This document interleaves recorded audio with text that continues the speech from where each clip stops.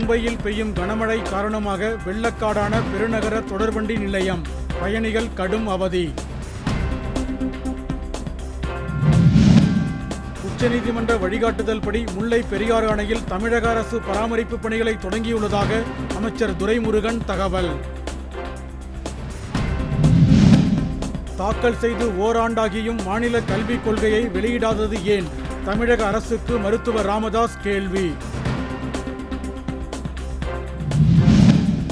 குஜராத்தில் மின்சார தொடர்வண்டி எந்திரங்கள் உற்பத்தி ஆலையை திறந்து வைத்தார் பிரதமர் மோடி.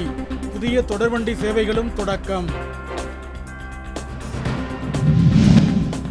மேற்கு தொடர்ச்சி மலைப்பகுதியில் பெய்த கனமழை காரணமாக உடுமலைப்பேட்டை மூணாறு சாலையில் மண் சரிவு, போக்குவரத்து பாதிப்பு. மேட்டுப்பாளையம் அருகே பில்லூர் அணை திறப்பால் வெள்ளப்பெருக்கு ஏற்பட்டுள்ள பவானி ஆற்றில் கோவை மாவட்ட ஆட்சியர் ஆய்வு.